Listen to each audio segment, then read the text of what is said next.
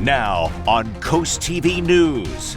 Golf carts on Coastal Highway. One Ocean City man wants approval to use his golf cart in the bus lane. What it'll take to make that happen. Memorial move. Georgetown approves new spots for fallen officer monuments. It's the result of a year-long effort. And a late-night comeback. After being pulled off the air last week, Jimmy Kimmel is set to return to ABC Tuesday.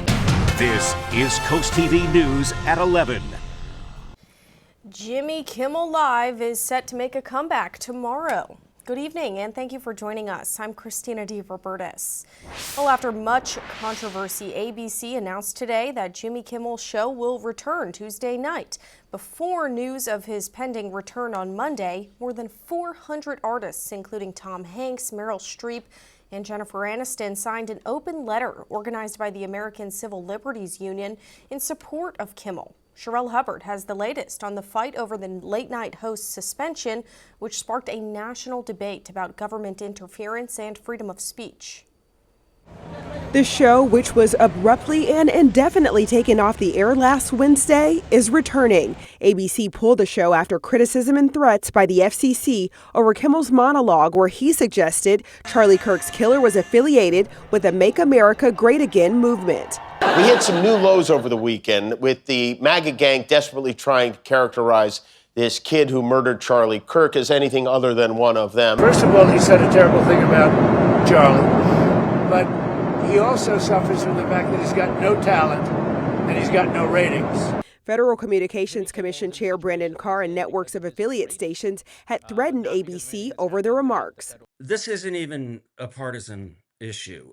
Free speech is the counterweight. It is the check on government control.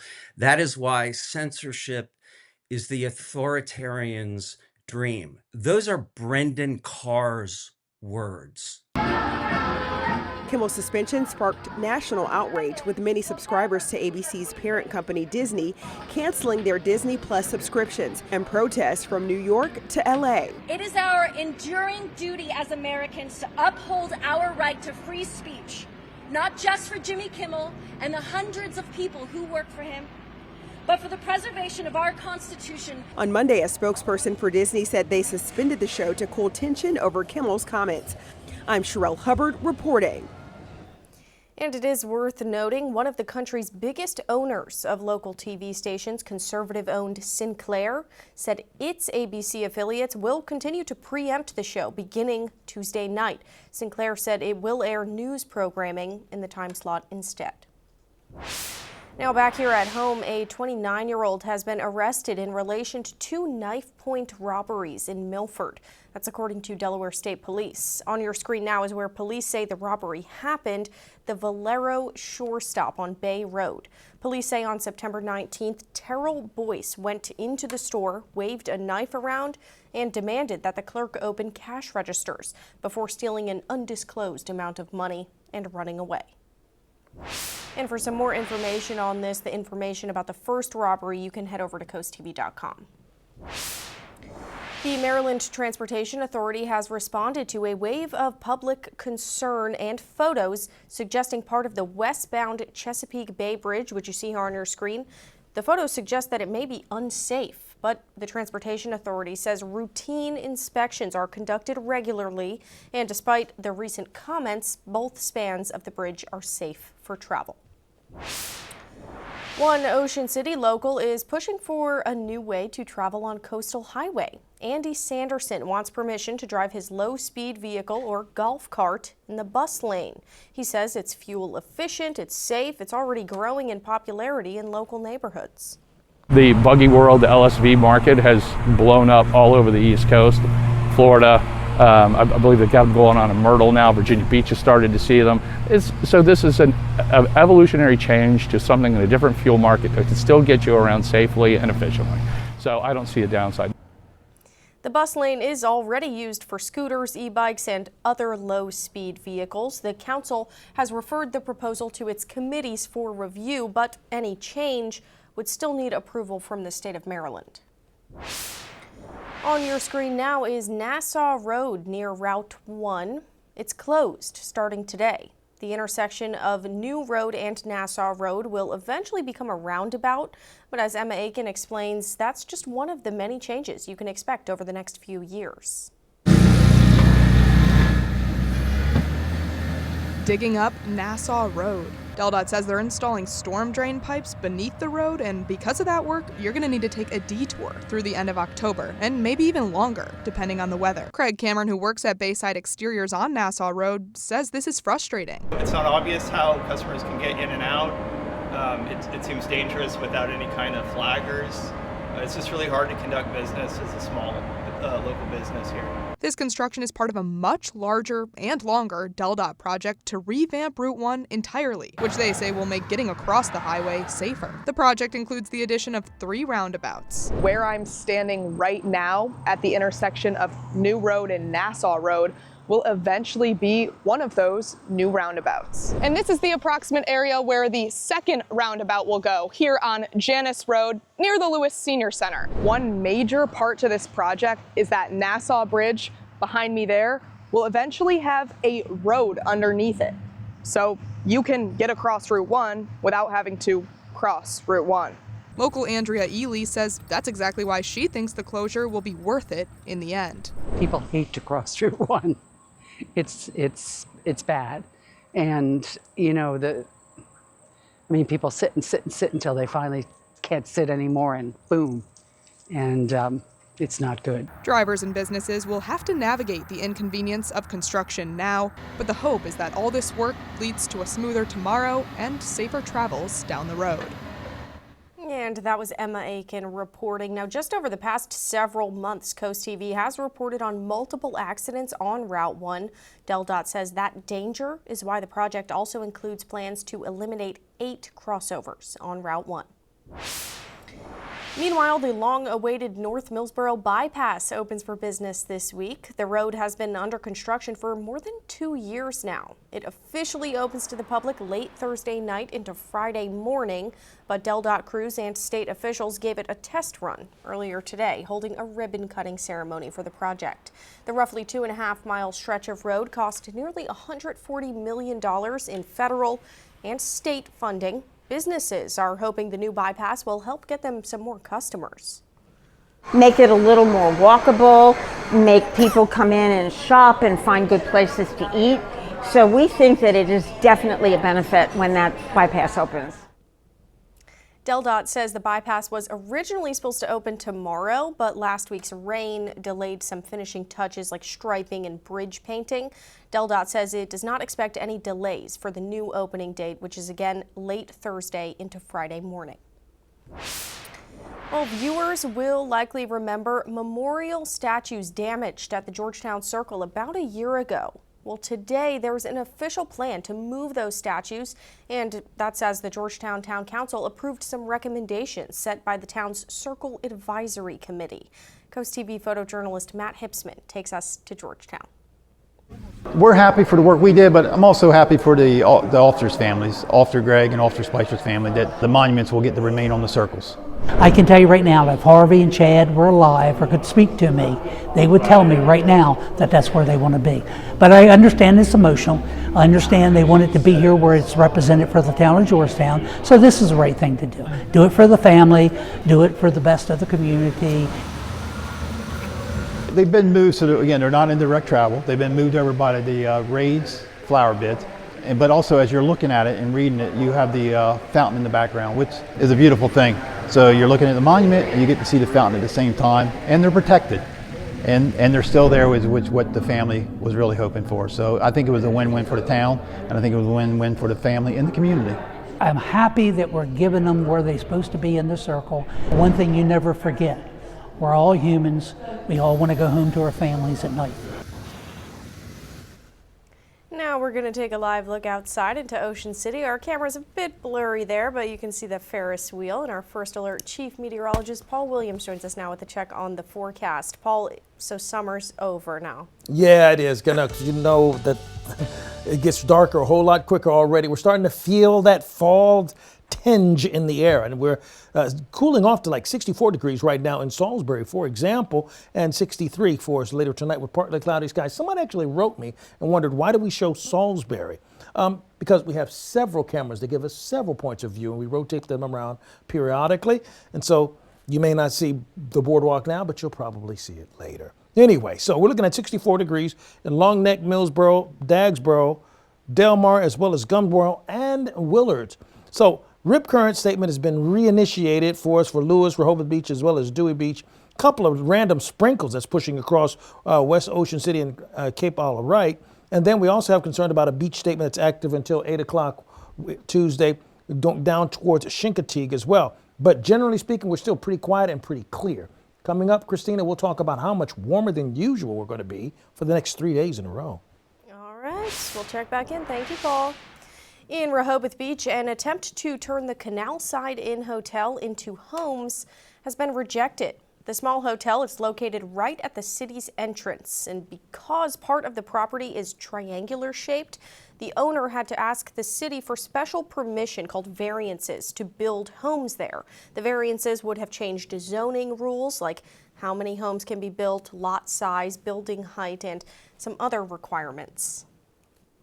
Create a two single family homes for the location that is 34 and 35 6th Street.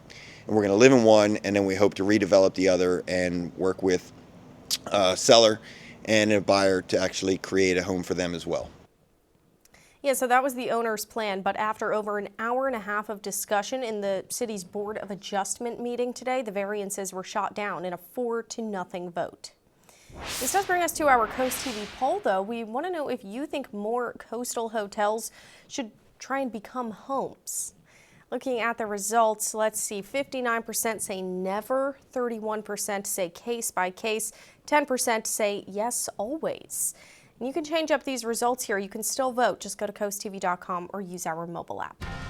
And we are just getting started. Still more news to get into this evening, like ag innovation. Delaware State cuts the ribbon on a new high-tech hub, how it's planting seeds for tomorrow's agriculture. But first, Delaware declares Literacy Month, what it means for students statewide. Here's a look at your Bay forecast. Listen, we're going to be well into the 80s for 3 days in a row, but that's not fall-like weather. So when will fall upon us? I'll let you know without falling on my face.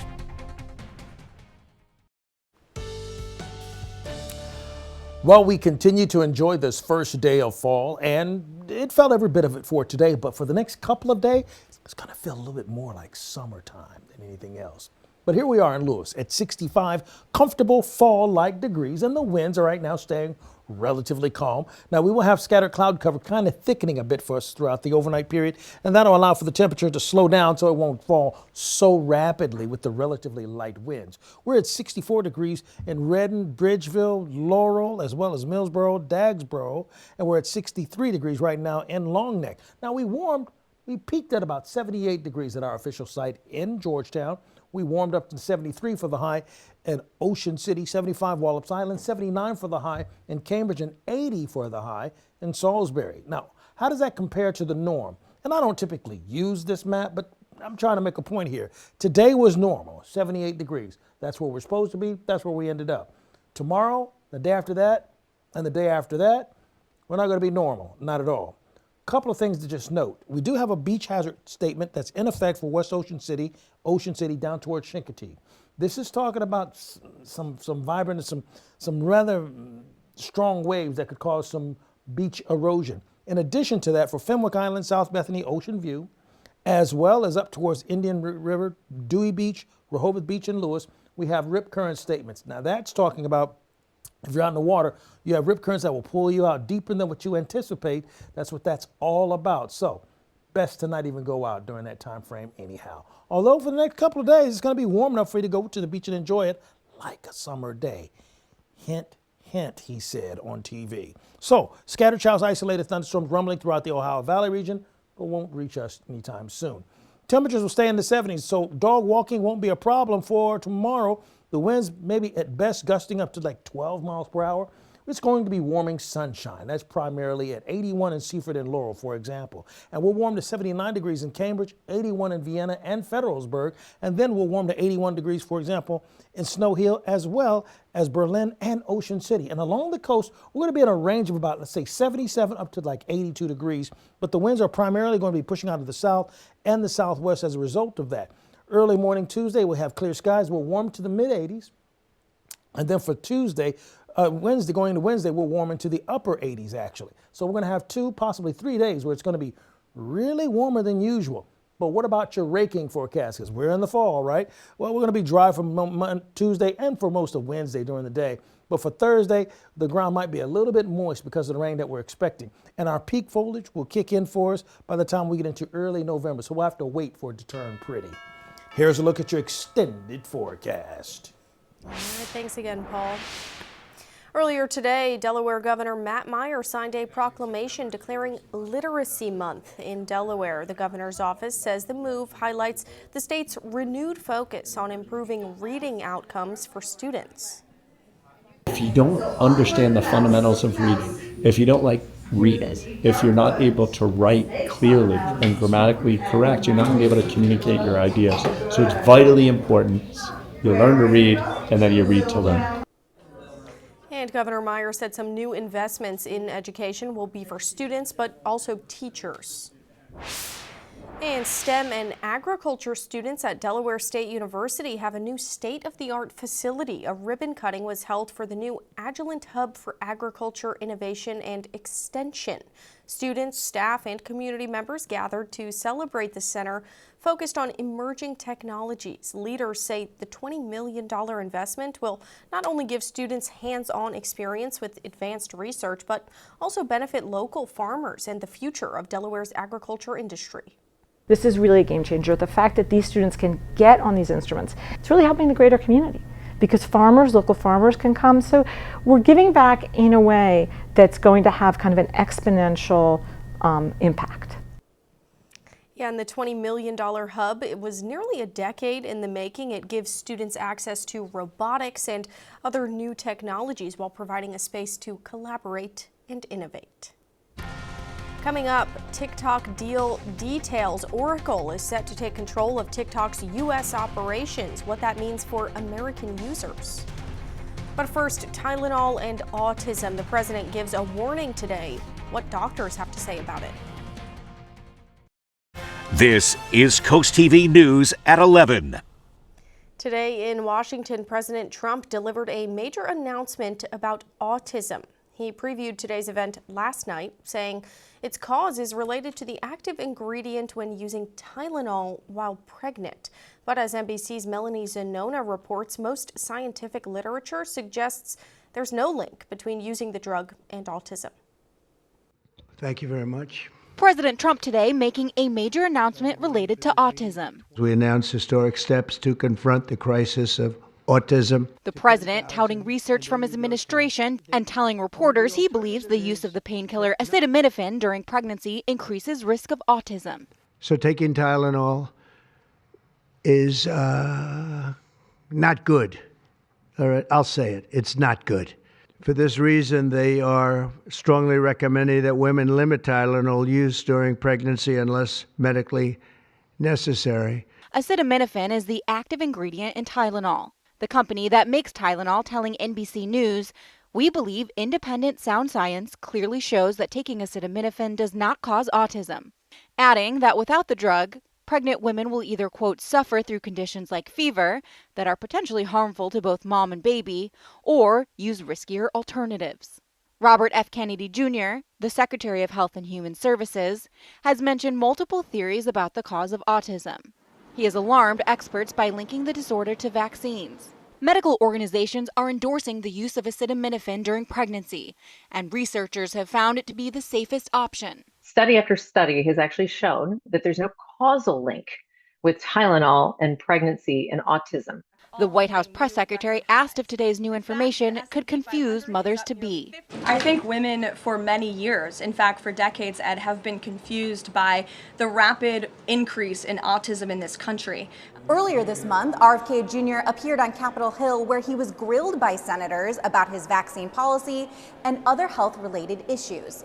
RFK Jr. has been invited to come back and testify once again, but he has yet to confirm whether he will appear. Melanie Znona, NBC News, Washington. Coming up in sports, a Delaware High School boys soccer game came down to the wire tonight. We'll show you the highlights. And coming up, American Dream Math, what it takes to afford a home, family, and retirement in today's economy. New tonight, a senior White House official says Oracle will control TikTok's algorithm for U.S. users after the sale is complete. That detail had been one of the big outstanding questions as the White House pushes ahead to finalize the TikTok deal. If completed, the deal will transfer control of TikTok's U.S. operations to a new joint venture based in the U.S. The investors will include Oracle and the private equity firm Silver Lake. Over the weekend, President Trump said Michael Dell and Rupert and Lachlan Murdoch may also be part of that new ownership group. TikTok's parent company, ByteDance, will retain a less than 20% stake in TikTok following the deal. Well, what do you think it costs to achieve the American dream? According to a new analysis from Investopedia, you'll now need more than $5 million over a lifetime to afford 8 key components of the American dream. So, is this life still achievable or becoming just a pipe dream for most? Michael Yoshida breaks down the price of this dream life. Investopedia calculated for things that make up the classic American middle class, such as home ownership, retirement, and raising a family, and found that, like many things these days, the cost for achieving these goals is rising. Affording the American dream is getting more expensive, according to a new analysis from Investopedia. Everyone has a different price tag on their American dream, but when we looked at what people want, the wants that people have, not the needs, it totals to more than $5 million. Investopedia's Caleb Silver says they looked at 8 pillars of the classic American middle-class aspiration: retirement, owning a home, raising 2 children and paying for college, healthcare, buying a new car, yearly vacations, owning pets, and paying for a wedding. Every component of the American dream has risen in price, not just over the past year, but really over the past 25 years. Silver says several of these components have outpaced inflation. And while many Americans pursue some version of this life, the economic reality is it's getting harder to achieve it. If you earn the median income throughout the course of your working life, we're talking about 40 years, from 25 to 65, you'll earn around $2.8 million or so. But if the dream costs $5 million plus and rising, you have to fill that gap somehow. But Silver says don't focus on the $5 million price tag. Figure out what your American dream is and the amount needed to make that a reality. It becomes a lot easier once you know what the number is, and then you can devote your time and your energy to both working, earning an income, and then investing your money so you can make that catch-up contribution so you can achieve the dream that you want to live. And healthcare was a new item to this year's list of goals to achieve for that American dream. Now, it's both a need and a want, and when Investopedia surveyed people, they found, well, healthcare is something that people want for both their lives and their family members. That ended up adding quite a big chunk to that $5 million price tag for the American dream. In Washington, I'm Michael Yoshida. Delmarva Sports Network from the Wawa Studios. Good evening, sports fans. Seaford boys soccer hosted Sussex Tech tonight in a very close game. Let's get to the highlights. The Blue Jays get things started. Jamie Roblero-Poix shot misses, though. And now the Ravens get their first licks on offense, but Luke Menser has an easy job on that save. He succeeded even when it was tough, though. Sussex Tech free kick. Menser stops it 0-0 after 1 half. After intermission, it's another failed free kick, this one by Seaford. No one there to knock that towards the goal. Can the Blue Jays make something happen on yet another free kick? Yes, they can. Jeff Lee Joseph heads in a goal. Seaford takes a 1-0 lead. Sussex Tech gets the same setup, though, and Alex Garcia Velasquez scores. He doesn't need help, scores himself, tied 1-1. More traded opportunities follow. Liam Hollis doesn't convert for the Ravens. And then the Blue Jays can't punch it in from afar. So let's get back to some goals. Duckin's Joseph Louisma with the left. He scores. Seaford leads 2-1 late in the second half, but another lefty goal ties it up. Alex Garcia Velasquez scores for the second time today, and it's a 2-2 draw. That'll do it for sports. But remember, fall is not just for football, it's also for marching band. And the Delmarva Sports Network will cover 6 marching band competitions featuring over a dozen schools from across Delmarva. The competitions will stream exclusively on DSN+, and the next one is scheduled for Saturday, September 27th. Coming up next, some rocket rookies. NASA introduces its 2025 class of space explorers. That story up next. You're looking at NASA's 10 new astronauts. The All-American 2025 class of astronaut candidates were introduced Monday during a ceremony at the Johnson Space Center in Houston. This elite group was selected from a pool of more than 8,000 applicants. 7 of them have current or former military experience, and a majority have an educational background in engineering. The new candidates will spend their next 2 years in intensive training. In Salisbury right now it's 65 degrees, calm conditions. We're going to set 63 for later tonight, partly cloudy skies. Our umbrella giveaway winner is Raymond Prubelski of Lewis. Congratulations. And here's a look at your 10-day forecast.